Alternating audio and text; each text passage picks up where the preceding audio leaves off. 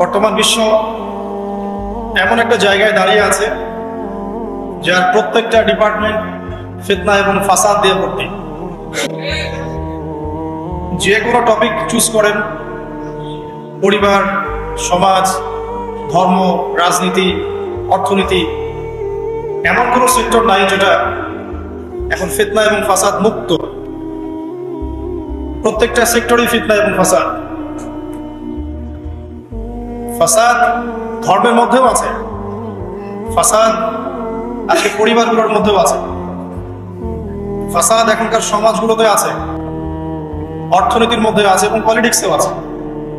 যেমনটা ফেরেশতারা বলেছিলেন আল্লাহ রাব্বুল আলামিনকে যে আতাজআলু ফিহা মান ইউফসিদু ফিহা ওয়া ইয়াসফিকু দিমা, হে আল্লাহ, আপনি কি এমন কাউকে পৃথিবীতে পাঠাতে যাচ্ছেন যে পৃথিবীতে গিয়ে ফিতনা এবং ফাসাদ সৃষ্টি করবে অথবা রক্তপাত ঘটাবে?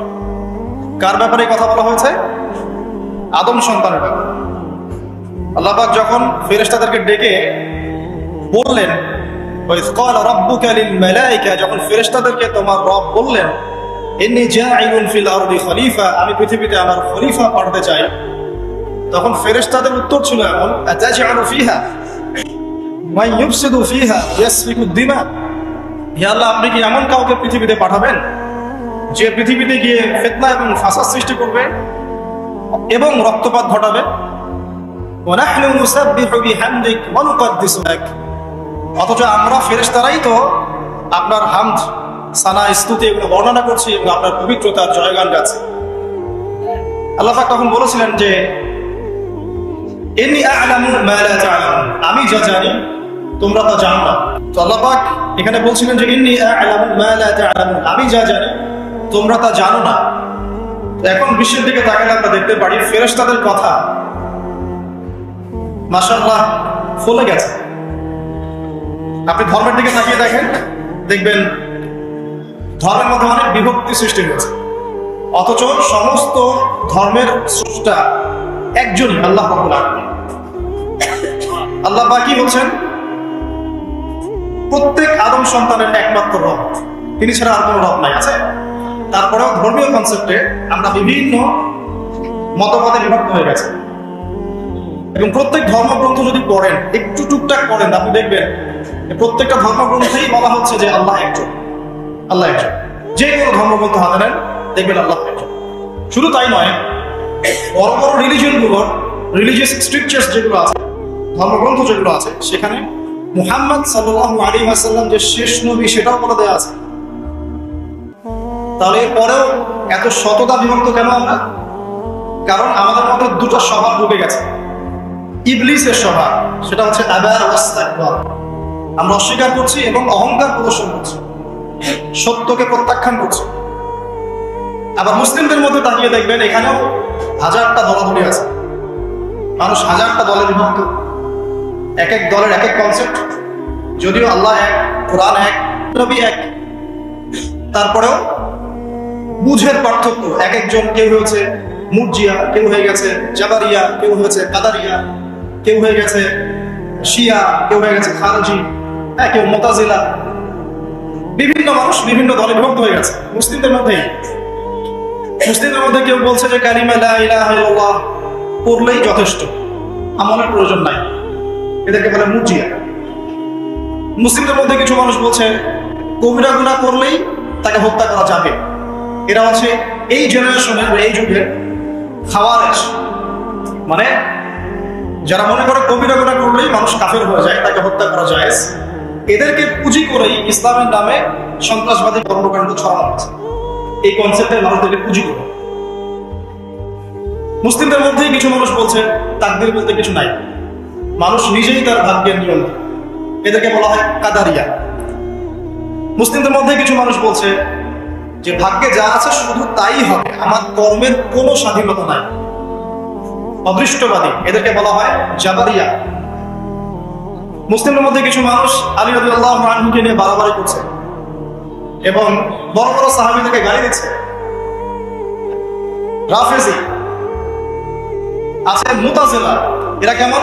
অতি যুক্তিবাদী, যুক্তি দিয়ে যেটা বুঝে আসবে কোরআন সুন্নাহ সেটুকুই গ্রহণ করবে, এর বাইরে যাবে না।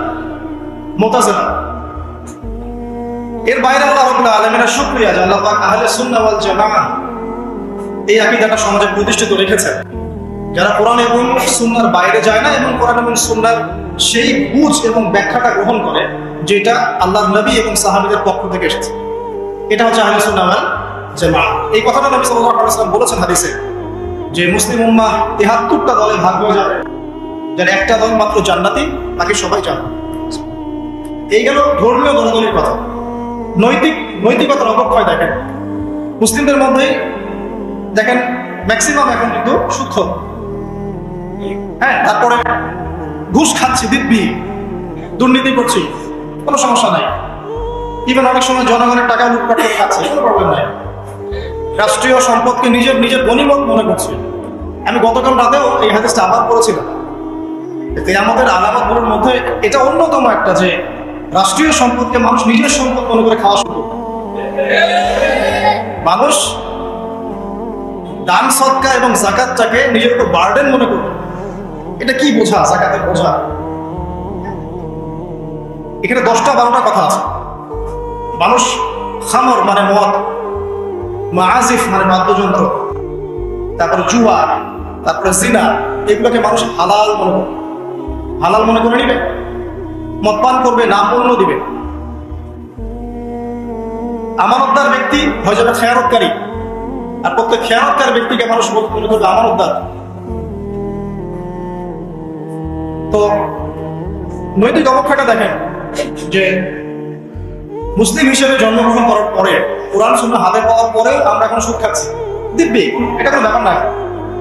বরং এমন একটা কনসেপ্ট এখন চলছে যে সুদ না খেলে আমার এই যুগে চলে নাকি, মানে মায়ের সাথে জেনা না করলে কি এই যুগে চলে নাকি। রংপুরের একটা ঘটনা, যে আমি এক ডক্টরের কাছে গিয়েছি ডক্টর টেস্ট করার জন্য, গাড়ি থামিয়েছি, দৌড় দিয়ে একটা ছেলে আসছে, দূর থেকে আমাকে দেখেছে, সে গ্লাসে নক করছে। গ্লাস খুলে বললাম কি সমস্যা বলেন? তো বলছে হুজুর জাস্ট আপনাকে দেখে দৌড়ে আসছি একটা খালি মাসআলা জানার জন্য, যে একটা ঘটনা ঘটেছে আমাদের এলাকায়, এটার সলিউশন কি হবে। অনেককে জিজ্ঞাসা করেছে, অনেক রকম কথা বলেছে, আপনার মন্তব্য জানতে আমি দৌড় দিয়ে এসেছি। কি ঘটনা ভাই? তো বলছে যে আমাদের এলাকায় একজন ছেলে, মাদকাসক্ত ছেলে, মানে এডিক্টেড, ড্রাগ এডিক্টেড, সে তার নিজের মায়ের সাথে জেনা করে ফেলেছে। এটা শোনার পরে আমি আসলে কি অ্যান্সার দিব? আমি প্রায় 2 মিনিট চুপ করে বসে আছি। আজ বলবেন কি বলবেন? এই ছেলের এখন করণীয় কি এটা জানতে আসছে, কি করবে এখন? 2 মিনিট চুপ করে থাকার পরে আমি একটা কথাই বললাম যে আল্লাহর কাছে খালেস ভাবে তওবা করতে হবে, এর চেয়ে বেশি কিছু না। তো ঘটনাটাকে আপনাদের কাছে কত বিব্রত বোধ হচ্ছে, অরুচিকর মনে হচ্ছে, খারাপ মনে হচ্ছে, কিন্তু আমরা এখন দিব্যি সুদ খাচ্ছি, মায়ের সাথে জেনা করছি, খারাপ লাগছে না, বরং যুক্তি দিচ্ছি এগুলো না করলে কি যুগে চলে। কিভাবে এই জায়গায় আসছে দেখেন। একটা সময় ছিল যে মানুষ সিগারেট খেত, স্মোক করতো।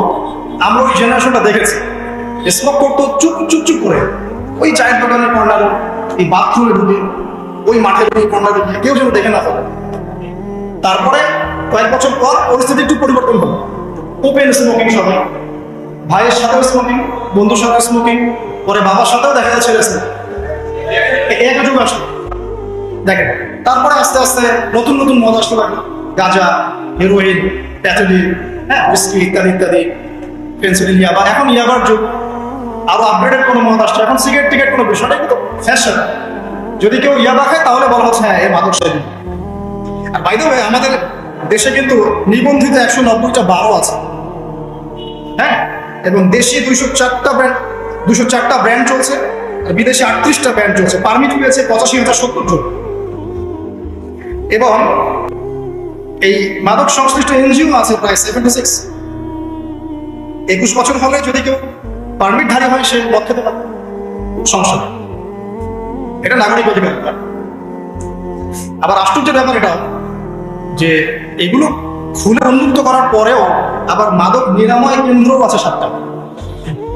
আর ওভাবে খাবেন, এডিক্টেড হয়ে যখন জীবনটা নষ্ট হবে, এই 7টা নিরাময় কেন্দ্রে এসে আপনি চিকিৎসা নেবেন। এগুলো ডিপার্টমেন্ট আছে, সদর দপ্তর আছে, সব গোয়েন্দা সংস্থা আছে। এবং মাদকদ্রব্য নিয়ন্ত্রণ অধিদপ্তর অধিদপ্তরও আছে। তো এটা একটা সার্কাস, এই ওয়ার্ল্ডটা হচ্ছে একটা সার্কাসের যুগ। এই বিশ্বে যা হচ্ছে না, খালি চোখে যা দেখছেন, এর বেশিরভাগই সার্কাস। যেটা বলছিলাম, এখন ইয়াবার যুগ চলছে না। একটা সময় ছিল যখন ছেলে মেয়ে যদি অ্যাফেয়ার করতো লুকিয়ে লুকিয়ে, চিঠি দিয়ে, কেউ যেন না জানে, তাই না? ঠিক, তার মানে এগুলো পার করে আসছে, লুকিয়ে লুকিয়ে ছিল, কেউ যেন দেখে না ফেলে। কফি শপে বসলেও খুব সাবধানে, রিক্সায় বসলে কেউ যেন না দেখে। তারপরে একটা যুগ আসলো যে জানলে কোনো সমস্যা, বাসায় ওপেন, আমার গার্লফ্রেন্ড, ও আমার গার্লফ্রেন্ড, ও আমার বয়ফ্রেন্ড, আমরা বিয়ে করবো, আমরা প্রতিশ্রুতি দিয়েছি একে অপরকে, কোনো প্রবলেম।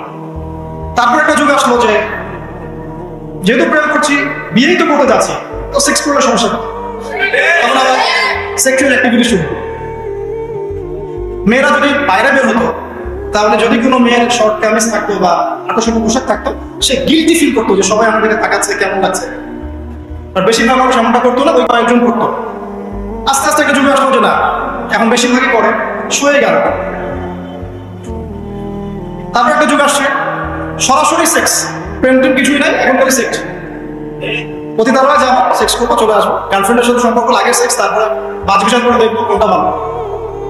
আর বাইরে আমাদের দেশে 14টা পতিতালয় আছে। হ্যাঁ, আর এগুলো আমি বানিয়ে বলছি না, আপনি গুগল করলে দেখতে পাবেন। তারপর একটা যুগ আসছে এখন যে হিজাব তো সরিয়েছি, তারপর আস্তে আস্তে ড্রেসটা একটু ছোট হলো, তারপর একটু টাইট ফিটিং, ঠিক আছে, একটু শর্ট, একটু শর্ট করতে করতে এখন রেভলিউশন আসছে, এটাও খুলে ফেলে দিতে। আমি আপনাকে বলে দিই হাদিস থেকে, এরপর কি হবে? ওই যে গোপনে গোপনে জেনা এবং এই যে অল্প অল্প অশ্লীলতার যুগটা থেকে যখন প্রকাশ্যে জেনা আর অশ্লীলতার সয়লাভের যুগটা আসছে এখন, এরপরে হবে কি, মানুষ রাস্তাঘাটেই জেনা করবে। রাস্তাঘাটে এইখানে কেউ সেক্স করতেছে, ওইখানে কেউ সেক্স করতেছে, এখানে দেখবেন, এখানে। বিশ্বাস হচ্ছে না? এটা নবী সাল্লাল্লাহু আলাইহি ওয়াসাল্লাম বলেছেন যে কিয়ামত হবে না ততদিন পর্যন্ত, যতদিন মানুষ রাস্তাঘাটে আনাচে কানাচে জেনা করবে। তখনকার সবচেয়ে ভালো মানুষ যে হবে, সে কে জানেন? যে গিয়ে ওদেরকে বলবে যে কাজটা এখানে করছো, একটু দেয়ালের পিছনে যে করতে পারতে না, এভাবে সবচেয়ে ভালো মানুষ। হাদিসে এমন ভাষা এসেছে। যুগ কিন্তু হঠাৎ করেই এরকম ফাসাদপূর্ণ হয় নাই, আস্তে আস্তে আস্তে আস্তে। দেখেন, প্রথমে মাদক গোপনে, দেন প্রকাশ্যে, তারপরটা ফ্যাশন হয়ে গেল, সবাই খাচ্ছে, কে কি করবে। প্রথমে পর্দা সবাই করতো মোটামুটি, 100 বছর আগের যুগে যান দেখবেন ম্যাক্সিমাম করবো। তারপরে আস্তে আস্তে রেভলিউশন, ফ্যামিলিস্ট রেভলিউশন, কাপড় ছোট হতে হতে হতে এখন বিকিনি যুগ আসতেছে, সবাই বিকিনি করে বলবে। কে এগুলোর দরকার আছে? আমার পোশাক আমি বলবো, আপনার আপনার অধিকার আছে। আমার দেহ আমার সিদ্ধান্ত, আমার দেহ আমার সিদ্ধান্ত। এরপরে আসবে ওই যুগটা যখন মানুষ রাস্তাঘাটে জেনা করবে, আর আল্লাহ রাব্বুল আলামিন বলেছেন তার রাসূলের মাধ্যমে, ওদের সামনে কিয়ামত হবে ইনশাআল্লাহ। মানুষ এইভাবে ফাসাদে জড়িয়েছে। মুসলিম পরিবারে জন্মগ্রহণ করার পর এই জিনিসগুলো অমুসলিমরা করুক, খ্রিস্টানরা করুক, বৌদ্ধরা করুক, ইহুদিরা করুক, আমাদের কিছু যায় আসে না। ওরা সারা দেশ সভ্যতা একাকার করে ফেলে, আমাদের কিছু যায় আসে না। মুসলিম পরিবারে জন্মগ্রহণ করার পরে একটা মুসলিম ছেলে, মুসলিম মেয়ে কিভাবে দেখো, মুসলিম পরিবারে জন্ম নিয়েছে, নামাজ নাই, কোরআন তেলাওয়াত নাই, আল্লাহর তো জিকিরের কোনো খবরই নাই। তারপরে দিব্যি সুদ খাচ্ছে, ঘুষ খাচ্ছে, এটা ফ্যাশন, দুর্নীতি, এটা কমন, সবাই করে, আমি একটু বলবো সমস্যা কোথায়। সবার ভিতরে একটা মানে আত্মিক দুর্নীতি, মানে আমাদের আত্মাটাই দুর্নীতিগ্রস্ত হয়ে গেছে। যখন একটা মানুষের আত্মা দুর্নীতিগ্রস্ত হয়ে যাবে, তখন তার কাজগুলো হবে। একজন রাইটারের বই পড়ছিলাম, তিনি লিখেছেন যে এখন চলমান যে সময় চলছে, এটা কিন্তু অনেক আগের বই, ওই সময়ের কথা তিনি বলছেন যে এখন যে চলমান সময় চলছে, এই যুগে যদি আত্মাটাকে দেহের রূপ দেয়া যায় আর দেহটাকে আত্মার রূপ দেয়া যায়, তাহলে দুর্গন্ধে কোনো মানুষ আমার কাছে আসবে না। আমি বুঝাতে পারিনি মনে হয়। আমাদের সুন্দর দেহটাকে যদি আত্মা বানিয়ে দেওয়া হয়, আর আমাদের কুৎসিত আত্মাটাকে যদি দেহ বানিয়ে দেওয়া হয়, এত বিভৎস দেখাবে, সামনে কেউ যাবে না। তো যেটা বলছিলাম, ধর্ম মুসলিমদের মধ্যেই ফাসাদ চলছে, ইকোনমিক সেক্টরে ফাসাদ, রিবা, দুর্নীতি, সুদ, ঘুষ, কখনো সবাই করছে। মুহাম্মদ সাল্লাল্লাহু আলাইহি ওয়াসাল্লামের উম্মত কিন্তু আমরা কিন্তু আল্লাহর সেই বান্দা যাদের পিতাকে আল্লাহ পাক ফেরেশতাদের সামনে সিজদা করিয়েছেন জ্ঞানের কারণে। সমাজের ক্ষেত্রে যান, দেখবেন সমাজের কাঠামোগুলো ভেঙে পড়ছে। প্রতিবেশী কে থাকে সেটাও মানুষ এখন জানে না, যারা পাশে বসে আছে তাকে। একজন আরেকজনের উপকার করা, কাউকে ছাড় দেয়া দিন দিন কমে যাচ্ছে। দেখবেন কারো উপকার করা এটাকে মানুষ বিরক্তি মনে হচ্ছে। রাস্তাঘাটে চলবেন, কেউ ছাড় দিতে রাজি না, যে আপনার আগে যেতে পারবে সে সব ভাবখানা, কেউ ছাড় দিতে রাজি না। রাস্তার নিচু থেকে উঁচু শ্রেণী পর্যন্ত কেউ অন্যের স্বার্থে নিজের স্বার্থ বিসর্জন দিব, ছাড় দিব, এটা চিন্তা করা যাচ্ছে না। সমাজের কাঠামো কিন্তু ভেঙে গেছে। রাস্তাঘাটে দেখবেন বেপরদামি, প্রিমিক্সিং, জেনা, অশ্লীল মুভিজ, সমাজের কাঠামো বলে কিছু নাই। যা আছে একটা খোলস, ভিতর থেকে এটা পুরো পচে গেছে। পচলো কার কারণে? আমার কারণেই তো, আমার আপনার কারণেই পচেছে। কিভাবে হচ্ছে আমি সেদিকে যাচ্ছি। পলিটিক্সে যান, গ্লোবাল অ্যাফেয়ার্সে যান, ফাসাদ আর ফাসাদ। বিশ্ব নিয়ন্ত্রণের এখন একটাই কাজ, যুদ্ধ বাঁধিয়ে দেওয়া আর অস্ত্র বিক্রি করা। কারণ কার মাঝে যুদ্ধ বাঁধাবে আর কোথায় কিন্তু অস্ত্র বিক্রি করবে, এটাই টেন্ডেন্সি, কিছু না। মানুষের জীবনে কোনো মূলধন বেড়ে গেছে। একটা বোমে যে ইয়েমেনের হাজার হাজার শিশুর মারা যাচ্ছে, কোনো ফিলিংসই নেই। বাচ্চাটা মরে গেল, কি মনে পিঁপড়া দোলে দিলে যেমন মানুষের কোনো ফিলিংস থাকে না, মানুষের জীবনের মূল্য এমন হয়ে গেছে। নবী সাল্লাল্লাহু আলাইহি ওয়াসাল্লাম এটা বলেছেন, শেষ জামানায় হারাজ বেড়ে যাবে। হারাজ মানে হত্যা। কাতিল যে হত্যাকারী সে জানবে না লিমা কাতালা, কি জন্য সে হত্যা করলো। মাকতুল সে জানবে না যে লিমা কুতিল, কি জন্য তাকে হত্যা করলো। আর নিয়ন্ত্রণ শক্তি যারা সমস্ত বিশ্বটাকে ওদের দাসত্বের মধ্যে আনতে চায়। আর এই দাসত্বের পথে একমাত্র বাধা হচ্ছে মুসলিমরা, বাকিরা তো আর বাধা না। এই কারণে মুসলিম সমাজের মধ্যে একটু বেশি বেশি ছড়িয়ে দেওয়া হচ্ছে পণ, জিনা, মাদক, এটা সেটা, যাতে করে মুসলিমদের আধ্যাত্মিক যে শক্তিটা না থাকে। যখন আপনার কাছে আধ্যাত্মিক কোনো শক্তি থাকবে না, তখন আপনি পরাজিত হবেন। তো সুদ ছড়িয়ে দিচ্ছে সারা ওয়ার্ল্ডে। সুদ কি আর বাংলাদেশ থেকে এসেছে? সুদ পশ্চিম থেকে আসছে। পর্নোগ্রাফি কি বাংলাদেশ থেকে আসছে? পশ্চিম থেকে আসছে। পৃথিবীর প্রথম পর্ন যে মুভি, এটা তৈরি করেছে ব্রিটেন, সরি আমেরিকা। 7 মিনিটের ক্লিপস, ক্যালিফোর্নিয়া শুট করা হয়েছে। এবং তারপর আস্তে আস্তে সারা ওয়ার্ল্ডে ছড়িয়ে দেয়। সারা বিশ্বে এই পর্নের বিজনেস হয় $97 বিলিয়ন প্রতি বছর, যার মধ্যে $12 বিলিয়ন প্রফিট করে আমেরিকা। খোলামেলা কথা, এটা ইন্ডাস্ট্রি একটা। এটা দিয়ে মুসলিম যুবকদের নৈতিক চরিত্রটাকে শেষ করে ফেলছে। আমাকে খুব ভালো মনে হচ্ছে, আপনাকে খুব ভালো মনে হচ্ছে, অমুক হুজুরকে খুব ভালো মনে হচ্ছে। চোখে এসব পড়ে নাই এমন একটা মানুষ খুঁজে পাওয়া যাবে এই যুগে, এটা আমার বক্তব্য। ইল্লা মাশাআল্লাহ, ইল্লা মাশাআল্লাহ। যদি এমন কাজ থেকে থাকেন যে এইসব মানে কি বলবো, ইন্টারনেট সেকশনের সাথে কোনো সম্পর্কই নাই, তার ব্যাপারটা হয়তো ভিন্ন। বাকি সবার চোখে এগুলো করছে, এবং এটা কমন। এবং এগুলো কিন্তু দিন দিন গ্রামে বাড়ছে বেশি। কারণ কি, শহরের মানুষ এগুলো দেখতে একটু অভ্যস্ত, যে এরা এমনি হাঁটে, এমনি হাঁটে, এরকমই ড্রেস করে। আর গ্রামে তো এসব কম ছিল। যখন গ্রামে এই পর্ন চলে গেছে, তখন গ্রামের যুবককে ঠেকায়। এখন সে প্রতিদিন দেখা যাচ্ছে গ্রামের মাঝে ধর্ষণ পাচ্ছে, মেয়ের কাছে একটা ভোগের বস্তু, ওষুধ তো দমন করতে পারছে না, আক্রমণ। আর এসবের যেহেতু ইসলামিক কোনো বিচার হচ্ছে না, ইসলামিক লস কেন, যে একজন চুরি করেছে, জুমার দিন নামাজ হবে, নামাজের পরে সমস্ত এলাকার লোকজন দাঁড়িয়ে থাকবে, সমস্ত এলাকার লোকজনের সামনে তার হাতটা কেটে ফেলে দেবে। এলাকার সব লোক দেখবে চুরি করলে এই শাস্তি, ভয় আর চুরি করতে যাবে। কেউ কাউকে অন্যায়ভাবে হত্যা করেছে, তারও কেসাস করতে হবে, এবং সেটা সবাই জানবে যে হত্যা করেছে, এটাকে কেসাস করেছে। কেউ কারো চোখ উপরে ফেলেছে, ওরও চোখ। কেউ কারো হাত ভেঙে ফেলেছে, ওরও হাত। হাতের বদলে হাত, চোখের বদলে চোখ, কানের বদলে কান, কেসাস। ধর্ষণ করেছে, জনসমক্ষে সবার সামনে নিয়ে এসে দেন কোর্ট বসে সাক্ষী প্রমাণ নিয়ে মৃত্যুদণ্ড। সবাই দেখবে যে মৃত্যুদণ্ড। প্রয়োজনে এই যে প্রজেক্টর লাগিয়ে দেখা, এই যে এই কাজ করেছে, এই শাস্তি। রাস্তাঘাটে ইফটিজিং হচ্ছে, মোবাইল কোর্ট থাকবে, ইফটিজিং হচ্ছে, রিপোর্ট প্রমাণ ধরা হয়, সাথে সাথে হচ্ছে। এরকম একটা মাস করলে পরে দেখবেন অপরাধের মাত্রা বাড়ে না। আল্লাহর কসম করে বলছি, এটা ইনশাআল্লাহ 80% কমে যাবে। কিন্তু এটা করলে কি হবে জানেন? ওই যে পশ্চিমে বসে আছে বিশ্ব নিয়ন্ত্রণ সংস্থা, ওরা বলবে যে স্টেটের দিকে নজর রাখে, এরা মৌলবাদী হয়ে যাচ্ছে, এরা সন্ত্রাসী হচ্ছে, মানবাধিকার লঙ্ঘন করছে, ইত্যাদি ইত্যাদি। অর্থাৎ তুমি মিয়া সারা বিশ্বের মধ্যে লাখ লাখ মানুষকে বোম মেরে হত্যা করে দাও, তোমার মানবাধিকার লঙ্ঘন হয় না? সবখানেই ফাঁসা। হকটাকে মানুষ বাতিল মনে করছে, বাতিলকে মানুষ সত্য করছে। সত্যবাদী তাকে মিথ্যাবাদী বলা হচ্ছে, মিথ্যাবাদীকে সত্যবাদী বলা হয়। এখানে মুসলিমদের জীবনের মূল্য কমে গেছে। অধিকার লম্বা করছি, আমি আমার লেকচারের মূল জায়গায় আসছি। এখান থেকে আমি লেকচার একটা দিকে ফোকাস করে আমি শেষ করি। সেটা হলো, এই সমস্ত প্রবলেমস গুলো আমাদের পক্ষে সলভ করা সম্ভব নয়। সলভ করার মতো ক্ষমতা আমাদের নাই, অনেক ক্ষেত্রে আমাদের সেই জ্ঞানও নাই, এগুলো ভাবার সময়ও নাই। কিন্তু একটা জায়গায় আমরা ফোকাস করতে, একটা জায়গা, আজকের লেকচারের এটা সবচেয়ে মূল জায়গা, সেটা হচ্ছে আল্লাহ পাক আমাদেরকে স্ব পরিবার দিয়েছেন, তাই না? এবং এই পরিবারটা হচ্ছে একটা সমাজের গঠন একক।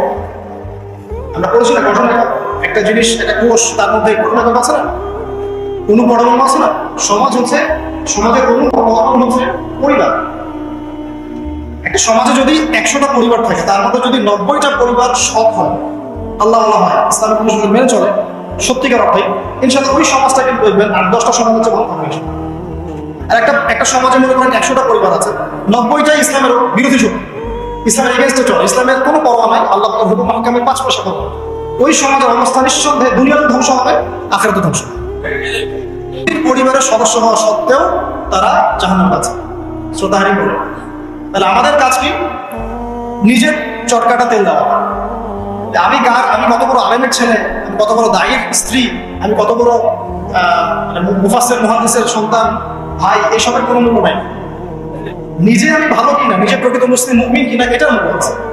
এই কারণেই হয়তো আমাদের নবী সাল্লাল্লাহু আলাইহি ওয়াসাল্লাম তার মেয়ে ফাতিমা রাদিয়াল্লাহু আনহাকে বলছেন, হে ফাতিমা, হে আমার কলিজার টুকরা মেয়ে, হে আমার কলিজার টুকরা মেয়ে, তুমি শোনো, পৃথিবীতে আমার কাছে যা চাওয়ার তুমি চেয়ে নাও, পরকালে আমি তোমার কোনো হেল্প করতে পারছি না। অথচ আমরা জানি নবী সাল্লাল্লাহু আলাইহি ওয়াসাল্লাম সবার জন্য কি করবেন? সুপারিশ করবেন, সেটা অন্য বিষয়। তোমাকে তোমার হিসাব একাই দিতে হবে। নবী সাল্লাল্লাহু আলাইহি ওয়াসাল্লাম একদিন তিনি বাসায় ঢুকলেন, দেখছেন আয়েশা রাদিয়াল্লাহু আনহা কান্নাকাটি করছে। আয়েশা বলে রাখি, আয়েশা রাদিয়াল্লাহু আনহা সম্পর্কে আমাদের নবীজি বলেছেন, তাকে প্রশ্ন করা হচ্ছে, আপনি পৃথিবীতে সবচেয়ে বেশি কাকে ভালোবাসেন? তিনি বলছেন আয়েশাকে। তারপরে কাকে ভালোবাসেন? আবু বকর। তারপর কাকে ভালোবাসেন? ওমর। কথা বুঝতে পারছেন? সেই আয়েশা রাদিয়াল্লাহু আনহা বাসায় কান্নাকাটি করছেন। তিনি বলছেন, কি জন্য কাঁদছো হে আয়েশা? আয়েশা রাদিয়াল্লাহু আনহা বলছেন, জাহান্নামের আযাবের ভয়ে আমি কাঁদছি। কি হবে ইয়া রাসূলুল্লাহ আমাদের শেষ? তখন আল্লাহর নবী তার স্ত্রীকে বলছেন, যাকে তিনি সবচেয়ে বেশি ভালোবাসেন, তাকে বলছেন, তিনটা ক্ষেত্র বা তিনটা জায়গা আছে যখন পৃথিবীর কোনো মানুষকে চিনতে পারবে না পরকালে, এমনকি আমিও তোমাকে চিনব। সেটা কি? যখন এই যে মিজানের পাল্লাটা ধরো, যেটা ভারী হচ্ছে না হালকা হচ্ছে, এই সময় কেউ কাউকে চিনবে না, কারো কথা কারো মনে থাকবে না। যে গার্লফ্রেন্ডের জন্য আপনি জীবন দিচ্ছেন, তার কথা আপনার মনে থাকবে না। যে স্ত্রী সন্তানের জন্য সারা জীবন দুর্নীতি করে গেলেন, তার কথা আপনার মনে থাকবে না।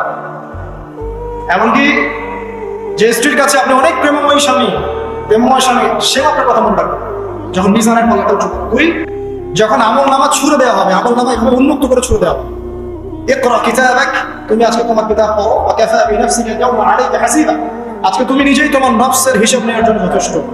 এই সময় আয়েশা আমি তোমার কথা মনে রাখতে পারি। আরেকটা হচ্ছে যখন মানুষ পুল সিরাত পার হবে, তখন কেউ কারো কথা বলবে না। এখান থেকে শিক্ষা কি? নূহ আলাইহিস সালামের পরিবারের সদস্য হয়েও তারা আল্লাহর আনুগত্য না করার কারণে জাহান্নামে যাচ্ছে। লূত আলাইহিস সালামের পরিবারের সদস্য হয়েও ঈমান না আনার কারণে তারা কি করছেন? জাহান্নামে যাচ্ছে। আমাদের শিক্ষা আছে আমাদের পরিবারগুলোর, যে আমাদের এই বংশ, আমাদের এই যে টাকা পয়সা, স্ট্যাটাস, রং, হ্যাঁ, বাড়ি গাড়ি, পলিটিক্যাল পদ, কোনো কিছুই আমাদেরকে আল্লাহর আযাব থেকে বাঁচাতে পারবে না যদি আমরা প্রকৃত মুসলিম মুমিন না হই। পরিবারের সদস্যদেরকে আল্লাহ পাক ঈমানদার হওয়ার তৌফিক এনায়েত করুন। এবার আসুন সামনে, আরো সামনে যান। দেখেন ওই যে ইব্রাহিম আলাইহিস সালাম, দেখেছেন, মনে আছে? বাবা হচ্ছে ওই সমাজের সবচেয়ে বড় লিডারের ডান হাত, নমরুদের ডান হাত। সে হচ্ছে মূর্তি পূজারীদের সর্দার, মূর্তি সে বানাতো, স্ট্যাচু মেকার। ইব্রাহিম আলাইহিস সালামকে আল্লাহ পাক ওই ঘরে জন্ম দিয়েছেন যেখানে তার বাবা একজন শিরকের কাণ্ডারী। ইব্রাহিম আলাইহিস সালাম তাকে বোঝানোর চেষ্টা করলেন, বাবা এটা শিরক, এটা শয়তানের কাজ, এখান থেকে ফিরে আসো, আমি তোমার জন্য আল্লাহর কাছে দোয়া করবো ইত্যাদি। বাবা তার কথা শুনল না। তবে এমন না যে তিনি শুধু একবার বলেছেন, তিনি হয়তো বলতেই ছিলেন। একদিন দুদিন না, কিন্তু বলতেই আছে। এক পর্যায়ে বাবা তাকে বের করে দেন বাসা থেকে, ফাহজুরহুম, এখান থেকে বের হয়ে যাও। তুমি যদি আমাদের এই দেবতাদেরকে গালি দেওয়া বন্ধ না করো, তাহলে আমি তোমার মাথা পাথর দিয়ে মেরে ফাটিয়ে ফেলবো। ওয়াহজুরনি মালিয়া, আমাকে একা ছেড়ে দাও, মানে আমরা তাড়িয়ে দিই না, গেট লস। এরকম করে ইব্রাহিম আলাইহিস সালামকে বের করে দেওয়া। কিন্তু তিনি বললেন, সালামুন আলাইকুম, বাবা আপনার উপর শান্তি বর্ষিত হবে। আমার আব্বা আপনার উপর শান্তি বর্ষিত হবে। আমি আল্লাহর কাছে আপনার জন্য দোয়া করব। পরে যখন আল্লাহ পাক তাকে বললেন যে কোনো মুশরিকের জন্য তোমার দোয়া করার সম্ভাবনা পাবে না, তখন থেকে ইব্রাহিম আলাইহিস সালাম দোয়া করা বন্ধ করলেন। এখানে দেখেন ছেলে, একজন যুবক ছেলে, তার মধ্যে ঈমান এসেছে, সে তার পরিবারের চলমান শিরকের বিরুদ্ধে কথা বলছে, প্রয়োজনে সে সেখান থেকে স্কিপ করছে, বের করে দেওয়া হচ্ছে, সে চলে গেছে, তারপরেও কিন্তু তাওহীদের সাথে শিরকের আপোষ করে না। ইব্রাহিম আলাইহিস সালাম সামনে যান, ওই যে তার স্ত্রী হাজারা আলাইহিস সালাম তার সন্তান এবং স্ত্রীকে রেখে আসছেন কোথায় বলেন? মক্কায়, তাই না? মরুভূমিতে, খাবার নাই, পানিও নাই। এখন ইব্রাহিম আলাইহিস সালাম চলে যাওয়ার সময় তার স্ত্রী বলছেন যে আপনি কি আল্লাহর আদেশেই আমাকে ছেড়ে যাচ্ছেন? তিনি বলছেন হ্যাঁ। তখন তিনি বলছেন আল্লাহ পাক আমাদেরকে ধ্বংস করবেন না। এখানে খেয়াল করে দেখেন, তারপর সাফা মারওয়া সাই করলেন, জমজম পানি বের হলো, সেখানে কমিউনিটি গড়ে উঠলো। ইসমাঈল আলাইহিস সালামের ঔরস থেকে পরবর্তীতে মুহাম্মদ সাল্লাল্লাহু আলাইহি ওয়াসাল্লামের জন্ম হয়েছে ওই ট্রাইবের মধ্যে। তো এখানে খেয়াল করেন, এই যে সন্তান ইসমাঈল আলাইহিস সালাম, তিনি যখন একটু বড় হচ্ছেন, তখন ইব্রাহিম আলাইহিস সালাম আসছেন, এসে বলছেন আমি স্বপ্ন দেখেছি, ইয়া বুনাই, আমি স্বপ্ন দেখেছি, ইন্নী আরা ফিল মানামি আন্নী আসবাহুক, আমি স্বপ্ন দেখেছি আমি তোমাকে জবাই করছি, ফানজুর মাযা তারা, তোমার কি রায় আমাকে বলো। এখন ইসমাঈল আলাইহিস সালাম বলছেন, কিশোর ইসমাঈল, ইয়া আবাতি, হে আমার বাবা, ইফআল মা তুমার, আপনি সেটাই করেন যা আল্লাহ আপনাকে আদেশ করেছেন। সাতাজিদুনি ইনশাআল্লাহু মিনাস সাবিরিন, ইনশাআল্লাহ আপনি আমাকে সবরকারী পাবেন। কার কথা এটা? ইসমাঈল আলাইহিস সালামের কথা। এখন খেয়াল করে দেখেন, ইসমাঈল আলাইহিস সালামকে কিন্তু তার বাবা 24 ঘন্টা কাছে রেখে মানুষ করেন নাই, কারণ তিনি থাকতেন ওই যে প্যালেস্টাইনে, সেখানে আরেকজন স্ত্রী আছেন সারা আলাইহিস সালাম, আসা যাওয়া করতেন, আসা যাওয়া করতেন। মূলত তাকে মানুষ করেছে তার মা হাজারা আলাইহিস সালাম, যেই সবরকারী, আল্লাহর প্রতি তাওয়াক্কুলকারী মা বলেছিল আল্লাহ যদি আপনাকে আদেশ করে থাকেন আমাদেরকে ছেড়ে যাওয়ার জন্য, সেই আল্লাহ আমাদেরকে ধ্বংস করবেন না। ওই যে তাওয়াক্কুল, ওই যে সবর, তার গর্ভ থেকে আল্লাহ তার জন্ম দিয়েছেন ইসমাঈল। যেমন মা তেমন সন্তান, এই সন্তান বলছে আমাকে জবাই করতে যদি আল্লাহ আপনাকে আদেশ করে থাকেন আপনি পারবেন। তো ঘরের মধ্যে স্ত্রীরা, আমাদের ঘরের স্ত্রীরা যদি হাজারা আলাইহিস সালামের মতো না হতে পারে, সবরকারিনী এবং আল্লাহর প্রতি তাওয়াক্কুলকারিনী, আমাদের বোনেরা, আমাদের মায়েরা যদি হাজারা আলাইহিস সালামের মতো সবরকারিনী হতে না পারে, আল্লাহর প্রতি তাওয়াক্কুলকারী হতে না পারে, তাহলে তাদের গর্ভ থেকে কোশ্চিন কেন ইসমাঈলের জন্ম হবে? কথা বুঝতে পারছেন? তাদের গর্ভ থেকে কোশ্চিন কালেও ইসমাঈলের মতো সন্তানের জন্ম হবে না এবং ইসমাঈলী প্রজন্ম গড়ে উঠবে না। এই জন্যই আপনি তাকিয়ে দেখেন ম্যাক্সিমাম পরিবারের সন্তান এখন বেলাইনে চলে গেছে। কারণ কি জানেন? মায়ের সমস্যা আছে, শুধু বাপেই সমস্যা থাকে না, মায়েও সমস্যা থাকে। মায়ের ফিতরাত সন্তানের মধ্যে চলে আসে। তো নারীরা যদি আল্লাহর আনুগত্যশীল না হয়, মুমিনা মুসলিম, পাঁচ ওয়াক্ত নামাজ পড়া, লজ্জাস্থানে হেফাজত করা, খাস পর্দা করা, হ্যাঁ, স্বামীর আনুগত্যকারী, প্রেমময়ী, তারা যদি না হতে পারে, সবরকারিনী, তাওয়াক্কুলকারিনী, তাহলে ওই মায়েদের গর্ভ থেকে আপনি ইসমাঈলের মতো সন্তান কিন্তু পাবেন না, ইল্লা মাশাআল্লাহ, ইল্লা মাশাআল্লাহ। আরো সামনে যান, দেখেন নবী মুসা আলাইহিস সালাম একজন ব্যক্তিকে একটা ঘুষি দিয়েছেন, সেই ব্যক্তি ওইখানে স্পট ডেড। ফেরাউনের লোকজন তাকে ধাওয়া করছে। মুসা আলাইহিস সালাম মিশর থেকে চলে গেলেন মাদিয়ান নামক জায়গায়। মাদিয়ানে আরেকজন নবী আছেন, তার নাম হচ্ছে শুআয়ব আলাইহিস সালাম। সেখানে গিয়ে তিনি গাছের নিচে বসে আছেন, দেখলেন দুজন মেয়ে দূরে দাঁড়িয়ে আছে, পানি নেওয়ার মতো চান্স পাচ্ছেন। ওই কওমের লোকজনের শক্তি বেশি, তো তিনি একটু শক্তিশালী ছিলেন, মুসা আলাইহিস সালাম। তিনি গেলেন, গিয়ে শক্তি ঘাটিয়ে ওদেরকে পানির ব্যবস্থা করলেন, দিয়ে আবার সেই গাছের এখানে এসে বসলেন, বসে আল্লাহর কাছে দোয়া করছেন, রব্বি, হে আমার রব, লিমা আনজালতা ইলাইয়া মিন খায়রিন ফাকির। এখানে কিন্তু তার কোনো গৃহ নাই, থাকার জায়গা নেই, খাবার কিছু নাই, কোনো পরিচিত কেউ নাই, একদম নিঃস্ব শূন্য হাতে হাত উঁচু করে আল্লাহর কাছে বলছেন, রব্বি ইন্নী লিমা আনজালতা ইলাইয়া মিন খায়রিন ফাকির। হে আল্লাহ, আপনি আমার উপর যে অনুগ্রহটা বর্ষণ করবেন, আমি এর জন্য ভিখারি হয়ে বসে আছি। এবার আল্লাহ পাক ওই একটা মেয়েকে পাঠালেন। ওই মেয়েটা আসলো লাজুক ভঙ্গিতে, লজ্জাশীলতা, চোখ নিচু করতে। এখনকার এই যে ব্লাউজ ছাড়া শাড়ি পরা জেনারেশন না, এরা চক্ষু নিচু করে আসলেন। এই হাঁটাটাকে আল্লাহ প্রশংসা করেছেন। সে লজ্জাশীলতার সাথে হেঁটে আসলো, এসে মুসা আলাইহিস সালামের সামনে দাঁড়িয়ে চক্ষু নিচু করে বলল যে আমার বাবা আপনাকে ডাকছেন, আমার বাবা আপনাকে ডাকছেন। এই লজ্জাশীলতা মেয়েদের মধ্যে কোথায় পাবে না? একটা হাদিস আছে, যখন তোমার মধ্যে লজ্জা থাকবে না, তোমার দ্বারা যে কোনো পাপ করা সম্ভব। হাদিস আছে, যে কোনো পাপ করা সম্ভব। বিকিনি পরেও কয়েকদিন পর ঘুরবে ওরা, আমি বলে দিচ্ছি, দেখে নিন ইনশাআল্লাহ। এবং এই আন্দোলন করতে করতে এক পর্যায়ে এমন একটা অবস্থা হবে, দেখবেন যে ওটা পুরো রাস্তায় ঘুরছে। মানে ওরা দেশটাকে ওই আমেরিকান এবং ব্রিটেনদের পশ্চিমা সংস্কৃতির রঙে সাজাতে চায়। আর এই নোংরা অসভ্যতার নাম দিয়েছে প্রগতিশীলতা। শয়তান অনেক বেশি প্রগতিশীল ছিল এবং এখন আছে। ওই মেয়ের হেঁটে আসাটাকে আল্লাহ প্রশংসা করছেন। আসার পরের দিন যখন বলছেন আমার বাবা আপনাকে ডাকছেন, তিনি গেলেন, তখন ওই শুআয়ব আলাইহিস সালাম বলছেন যে আমার এই দুই মেয়ের মধ্যে একজনকে আমি তোমার সাথে বিয়ে দিতে চাই। মুসা আলাইহিস সালাম সেখানে বিয়ে করলেন। শর্ত হচ্ছে 8 থেকে 10 বছর তাকে তার ফার্মে চাকরি করতে হবে, কৃষিকাজ মানে গবাদি পশু, এখানে 8 থেকে 10 বছর তাকে সার্ভিস দিতে হবে, এটাই মোহর।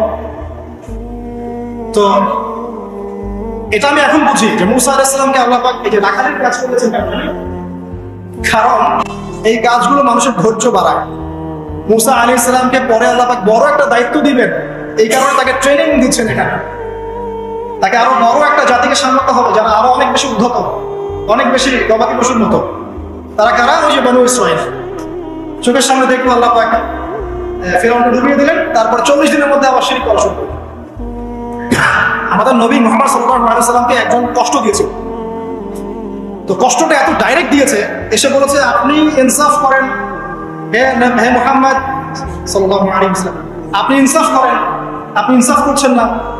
তো সাহাবীদের চোখ মুখ লাল হয়ে গেল যে এত বড় কথা নবীকে বলে। তখন নবী সাল্লাল্লাহু আলাইহি ওয়াসাল্লাম বলছেন দাঁড়াও, আমার ভাই মুসাকে তার কওম আরো অনেক বেশি কষ্ট দিয়েছে। মানে মুসা আলাইহিস সালামের কষ্টের কথা চিন্তা করে আমাদের নবী সান্ত্বনা নিচ্ছেন, এটা তো কিছুই না। মুসা আলাইহিস সালামকে তার কওম অনেক বেশি কষ্ট দিয়েছে। তো এই কওমকে সঠিক পথে চালানোর জন্য আল্লাহ পাক 8 বছর তাকে রাখালি করিয়েছেন। আপনারা জানেন কিনা জানি না যে বেশিরভাগ নবী কিন্তু কৃষিকাজ করছেন, জানেন? যারা কৃষিকাজ করছেন আপনারা এখানে নিজেকে হীনমন্যতায় ভোগার, ছোট মনে করার কোনো সুযোগ নেই। আপনি একটা নোবেল প্রফেশনের মধ্যে আছেন, খাঁটি প্রফেশন, ঠিক আছে? তো দেখেন, এবার মুসা আলাইহিস সালাম একজন ভালো গার্ডিয়ান পেলেন, তার নাম শুআয়ব আলাইহিস সালাম। সেখানে বাড়ি পেলেন, সেখানে জামাই তিনি চাকরি করছেন, মানে তার সবকিছুই অনুকূল। ওই যে দোয়া কিন্তু কবুল হয়ে গেল। সতী পুত পবিত্র একটা মেয়ে আল্লাহ তাকে দিয়ে দিলেন। কারণ মুসা আলাইহিস সালাম ছিলেন অনেস্ট। মুসা আলাইহিস সালাম ছিলেন একটা সৎ ব্যক্তি, অনেস্ট, যিনি কখনো অশ্লীল কোনো পথে পা বাড়ান নাই। ঠিক তেমন একজন মেয়েকে আল্লাহ তার জীবন সঙ্গী করবে। তাই আমাদের শিক্ষা হচ্ছে আমরা যদি নিজেদেরকে পবিত্র রাখতে পারি, তোমরা তোমাদেরকে বলছি ইনশাআল্লাহ তুমি তোমার জীবনে পুত পবিত্র নেককার স্ত্রী পাবে। কিন্তু তোমরা যদি এখনকার এইসব প্রলোভনে পড়ে না মদ পণ হাবি জাবি সব কিছুর মধ্যে ঢুকে যাও, মাদকের ইত্যাদির মধ্যে, পুত পবিত্র নারী আসবে না। দেখবা যে এমন নারী তোমার জীবনে আসছে যে নিজেও পবিত্র না। আল্লাহ পাক ব্যালেন্স করেন সবসময়, ইল্লা মাশাআল্লাহ। শুধু তাই নয়, শুআয়ব আলাইহিস সালামের মতো একজন গার্ডিয়ান তিনি পেলেন, যিনি তাকে দ্বীনের পথে হেল্প করবেন। পরবর্তীতে মুসা আলাইহিস সালাম নবী হলেন। এখান থেকে একটা প্রমাণ আছে, দলিল, সেটা হলো বাড়ির গার্ডিয়ান যদি দিনদার হয়, শুআয়ব আলাইহিস সালামের মতো সাপোর্টিং হয়, পরিবার বর্গকে দ্বীনের জন্য সাপোর্ট করছে, সেই পরিবারের মধ্যে শান্তি আসবে এবং সেই পরিবারের যুবকরা সৌভাগ্যবান, যুবতীরাও সৌভাগ্যবান, সেই পরিবারের সন্তান সন্ততিরা সৌভাগ্যবান। তাই পরিবারের গার্ডিয়ান যারা আছেন আজকে খুব শুনছেন, আপনারা সাপোর্টিভ হন, পরিবারকে দিনের ক্ষেত্রে সাপোর্ট দেন, একটা ভালো প্যারেন্টিং করে, সন্তানদেরকে সুন্দর প্যারেন্টিং এর মধ্যে নিয়ে আসেন।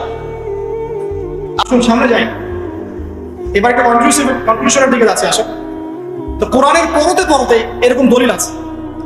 আরো দেখবেন ইয়াকুব আলাইহিস সালাম মৃত্যুবরণ করছেন, সন্তানদেরকে ডেকে বলছেন যে আমার পরে তোমরা কার ইবাদত করবে। মানে তিনি কনসিয়াস যে আমার পরে বাচ্চা কাচ্চারা আবার যেন বিভ্রান্ত হয়ে না যায়, তোমরা কার ইবাদত করবে ডেকে বলছেন। আর আমরা ওই সময় ডেকে বলতাম যে আমার ব্যাংকের 10 কোটি টাকা আছে, 1 কোটি ওকে দিস, 1 কোটি ওকে দিস, হ্যাঁ আমার জমি জমা এটা আছে, ওকে এটা দিস, ওকে এটা দিস। উনি ডেকে বলছেন তোমরা আমার পর কার ইবাদত করবে। সন্তানরা বলছে আমরা এক আল্লাহর ইবাদত করবো, যার ইবাদত আপনি করেছেন, আপনার পিতাও করেছেন। সচেতন গার্ডিয়ান। সামনে যান, আপনি দেখবেন ইউসুফ আলাইহিস সালাম, যিনি যে জেলখানায় বন্দী হলেন, পরে মিশরের খাদ্যমন্ত্রীর দায়িত্ব পেলেন, তার বাবা ইয়াকুব আলাইহিস সালাম কাঁদতে কাঁদতে চোখ অন্ধ হয়ে গেল। দেখেন, যখন ইউসুফ আলাইহিস সালাম তার ভাইদেরকে বললেন এই যে রুমালটা, এই রুমালটা নিয়ে যাও আমার বাবার চোখের উপরে দিবে, ইনশাআল্লাহ সে দৃষ্টিশক্তি ফিরে পাবে। এটা পড়েন নাই মনে হয়, সূরা ইউসুফের মধ্যে আছে।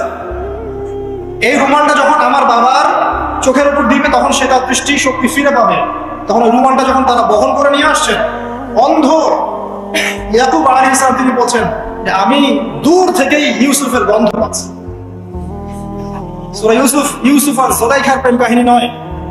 সূরা ইউসুফ হচ্ছে তার পিতা ইয়াকুব আলাইহিস সালাম এবং এই যে তার ছেলে ইউসুফ আলাইহিস সালাম, তাদের মধ্যে ভালোবাসার কাহিনী।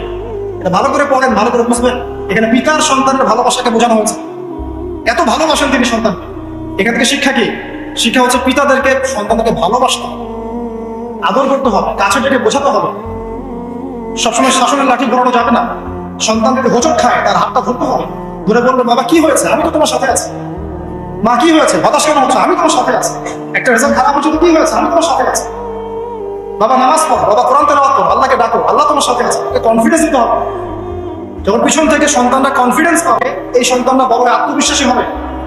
আর পিছন থেকে যখন আপনি তাকে সবসময় শাসন করতে থাকবেন, জুলুম করতে থাকবেন, এ বড় হয়ে আপনাকে বৃদ্ধাশ্রমে পাঠাবেন, তো কোথায় পাঠাবে? সন্তানকে ভালোবাসতে হবে। এটা বলে রাখি, এখানে দেশে আবার 30টা বৃদ্ধাশ্রম আছে। ইসলামে বৃদ্ধাশ্রমের কোনো জায়গা নাই। আর এখন আমি চলমান একটা পত্রিকা রিপোর্ট দেখলাম গুগলে, নাম করা পত্রিকা, নাম বলছি না।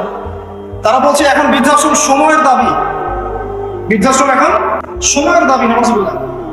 আর ইসলাম বলছে সবচেয়ে সেরা অধিকার দিবে মাকে, তারপরে মাকে, তারপরে মাকে, তারপর বাবাকে। মায়ের পায়ের নিচে জান্নাত, বাবার সন্তুষ্টি দিয়ে আল্লাহর সন্তুষ্টি, এটা ইসলাম বলছে। এখনকার সভ্যতা আমাদেরকে বলছে যে বৃদ্ধাশ্রম এখন সময়ের দাবি। ইউসুফ আলাইহিস সালামকে যেভাবে ভালোবাসতেন তার বাবা, সন্তানকে ভালোবাসেন। আমাদের নবী মুহাম্মদ সাল্লাল্লাহু আলাইহি ওয়াসাল্লাম মানুষকে যত ভালোবাসতেন, এর কারণ কি জানেন? ছোটবেলা থেকেই তাকে খুব ভালোবাসা দিয়ে মানুষ করা হয়েছে। তার মা তাকে ভালোবাসতেন, তার দুধ মা তাকে ভালোবাসতেন, তার দাদা আব্দুল মুত্তালিব তাকে সাথে করে নিয়ে ঘুরতেন, কাবার সামনে বসাতেন, বসিয়ে বলতেন তার নাম হচ্ছে মুহাম্মদ, প্রশংসিত। এই নামটা তখন আরবে কেউ রাখতো না। আমার এই নাতি, আমার এই ছেলের ছেলে ইনশাআল্লাহ এই বড় হয়ে নেতা হবে, এই কথা বলতেন। তাকে আত্মবিশ্বাস দিতেন। এমনকি তার দাদা ইন্তেকালের পর তার চাচা আবু তালেব মুসলিম না হয়েও সুদীর্ঘ সময় পর্যন্ত ভাতিজাকে সাপোর্ট দিয়েছেন। এই সাপোর্ট দেয়, কনফিডেন্স, খুব ইম্পর্টেন্ট।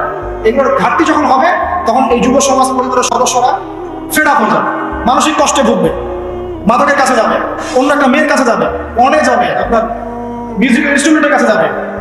ঠিক আছে?